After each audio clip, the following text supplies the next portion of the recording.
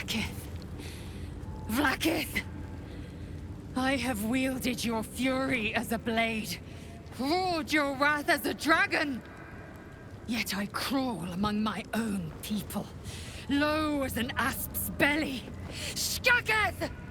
Is this to be my penance? Is this heart of stone doomed to shatter? She tests me. A trial of faith. Kalir prepared me. Only the heaviest souls soar to the astral. Yes. Yes. I might gain Vlakith's favor yet.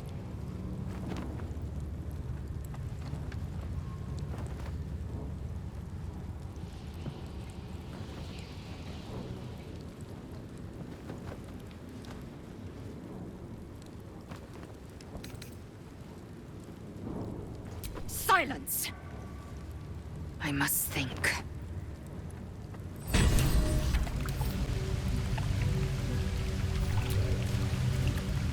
Large green egg with an uneven shell.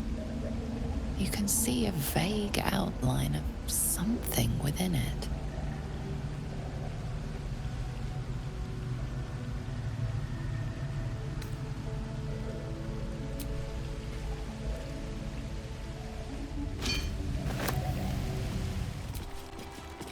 The monastery's notable keepers adorn these intricate panels.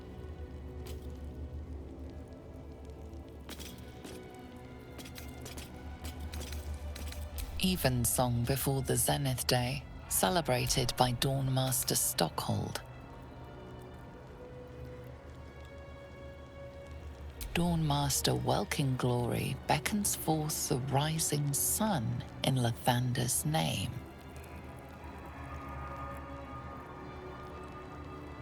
The reconsecration of the monastery, conducted by Dawnmaster Seed.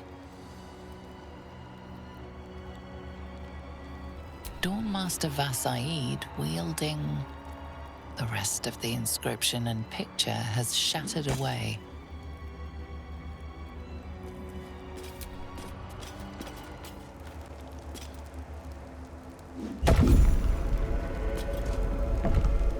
Remarkable that this stayed hidden all this time.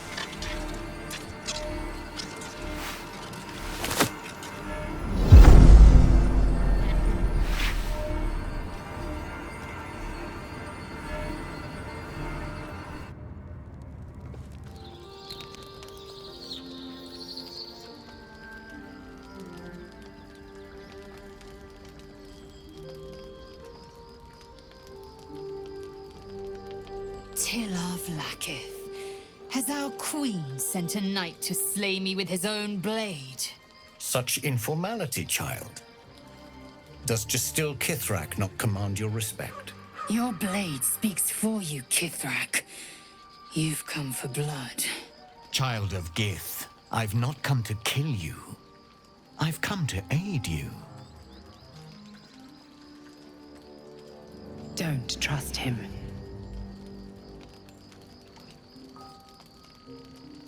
Skakek Kir Gith Shabeleth. My blade rests. Mother Gith compels you to listen. Because I know who you are.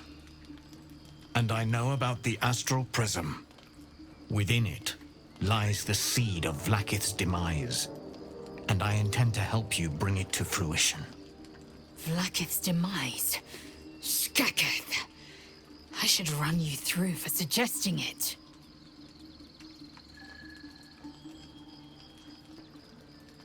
It is not. I've heard word from Kresh Yulik. You are infected. Yet the one in the prism has chosen you. Protects you with their power. The prism's tenant alone has the power to end Vlaakith's tyranny. I've sought their freedom for eons. When the prism went missing, I feared the worst. Instead, you've granted the opportunity I've so long awaited. All that remains is the key that unchains them.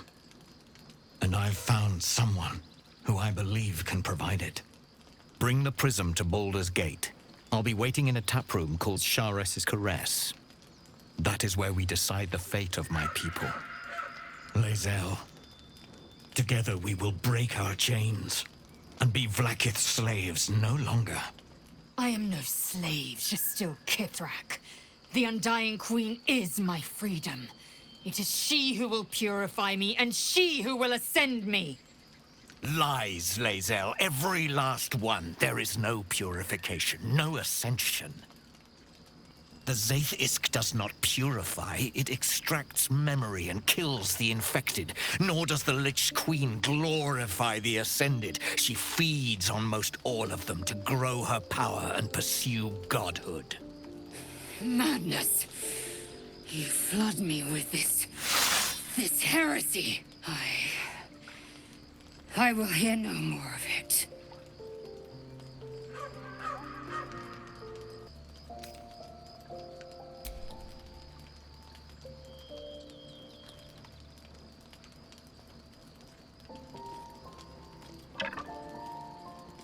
I served Vlaakith the whole of my life. Learned her words, fought her battles, yet she names me her Sharlak. Your words carry truth. I will meet you in Baldur's Gate. Do not make me regret it.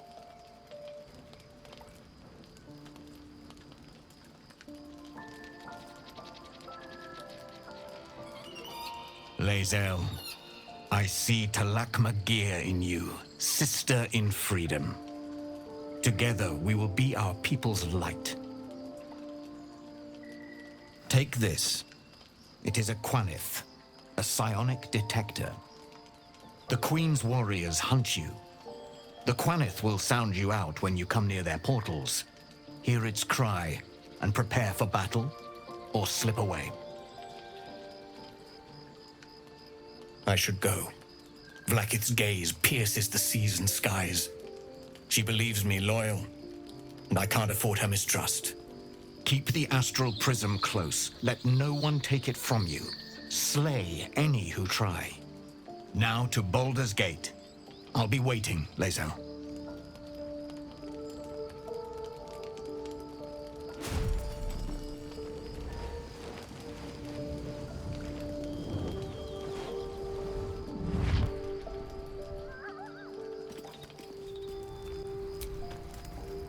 Vlaakith Kosivim Chrath Crashet. Only in Vlaakith may we find light. These were the first words I ever read on Tirsu's slate. But they are no mere aphorism. They are law. They are creed. The root from which the 10,000 protocols stem. Forsake one protocol, and forsake Vlaakith. Forsake Vlaakith, and be the blood and meat which sates her dragons. If Voss speaks true, if Ascension is a lie, if tadpole purification is a fairy tale, then I have not sinned against Vlaakith. She has sinned against me.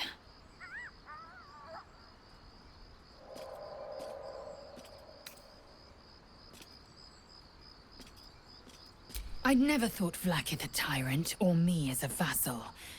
She was the source of my might, and I the envoy of her will. A warrior, a champion, a destroyer. But if Voss is right, and Vlaakith consumes the Ascended to gain power, then I am no destroyer. I am mere livestock, bred to be harvested and devoured. Every Githyanki is a slave with a singular purpose. Not to cull the Geich, not to prevent their grand design, but to raise Vlaakith to true godhood.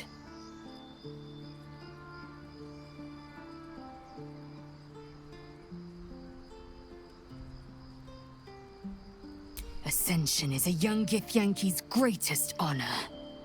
Long ago, the Geich enslaved my people. They dominated our minds and bred us for war, until Great Mother Gith took a hammer to our bonds. From the day of our hatching, young Gith have one purpose: to train hard enough to slay a Geich and take its head. Then, we speak the rite of ascension, and a red dragon comes to fly us to Vlaakith in Tunarath, City of Death. We are honored with an eternal home in the astral, celebrated for our victory. We are ascended. Or so I believed.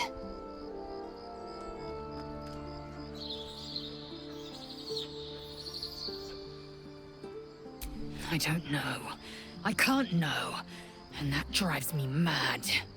But Voss believes they are the seed of Vlaakith's demise and the agent of Githyanki freedom. And I believe he may be right.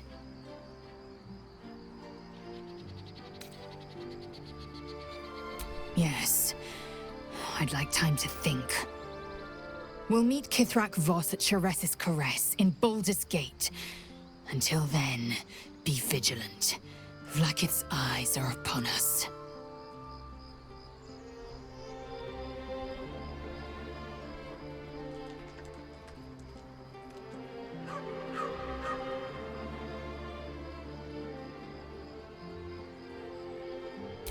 Kalir's clutch held 3 dozen eggs, more or less, though I've learned of creches that harbored 100.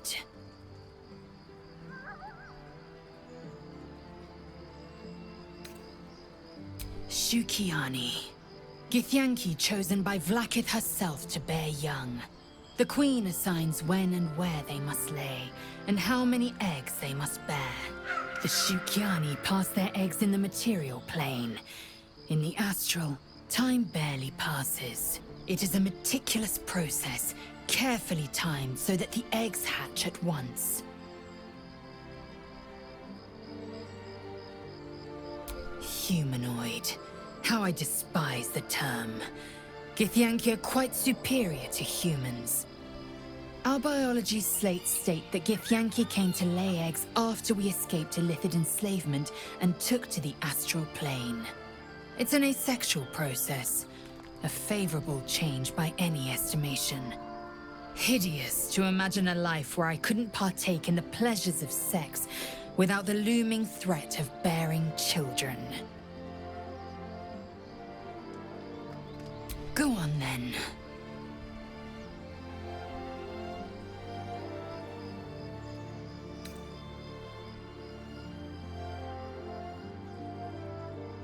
Your mind connects with Lae'zel's, and together you envision the Githyanki disc.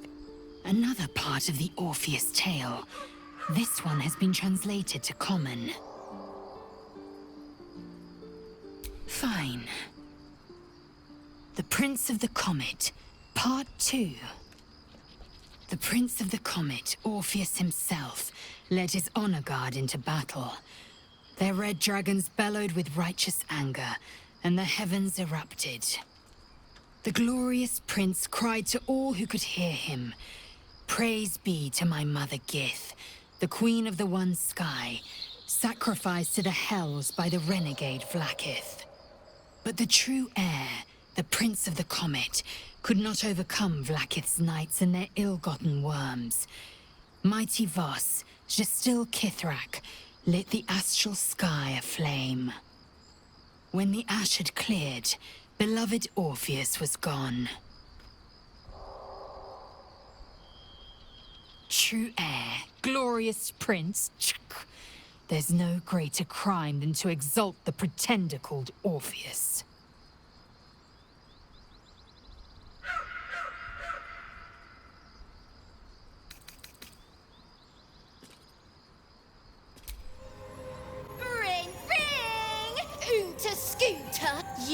like you want to say the magic words, like they're right on the tip of your lips.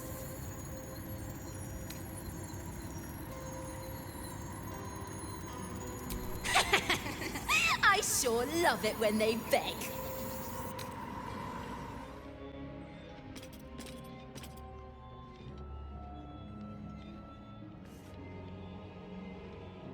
See here how I soothe each. The objective of the Scalpel Sisters is to soothe. For the scalpel indeed is an extension of Shah. See how the patient reacts when I but stroke the right nerve. Hear its comfort, hear the very melody of mercy. Pray, sister, show us the extent of your beneficence.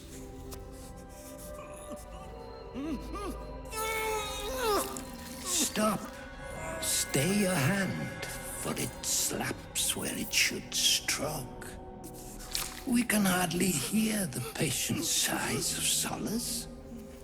Perhaps it is our unexpected audience that makes you quiver. Come, step forward. You are no sister, but that matters none.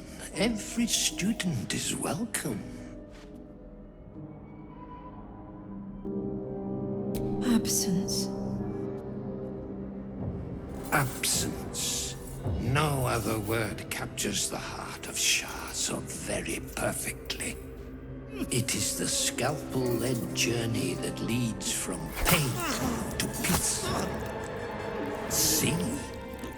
What is the light of eyes but the cancer that causes one to witness the laceration of being?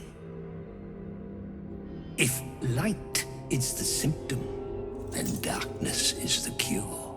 For in light there is presence, but in darkness there is absence. In light is presence, in darkness, absence. But you, look how the succor of Shah eludes you. See how painfully present you remain.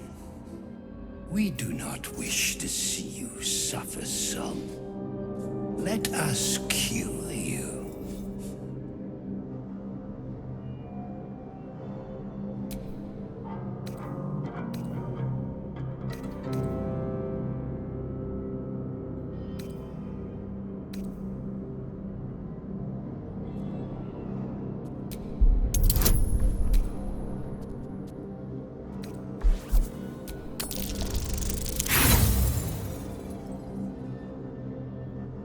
You know nothing unusual about the sisters, aside from their menace.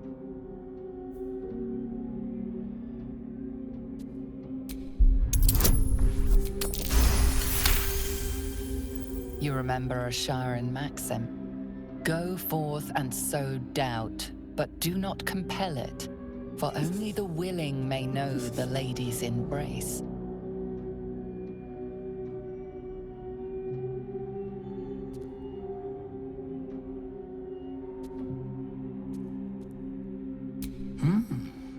Only the willing may know the lady's embrace.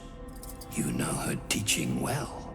And yet these sisters must exercise their gifts, for the art of absence lies in its execution.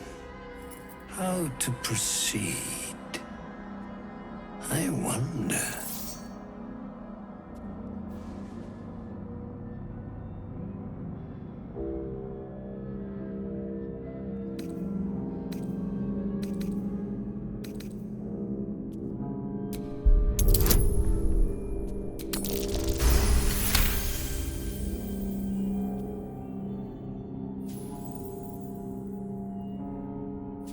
The final lesson.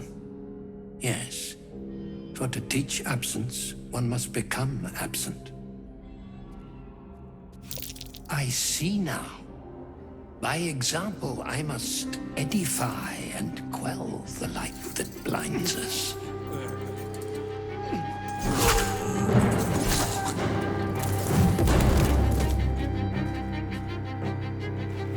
Come, sisters, soothe me.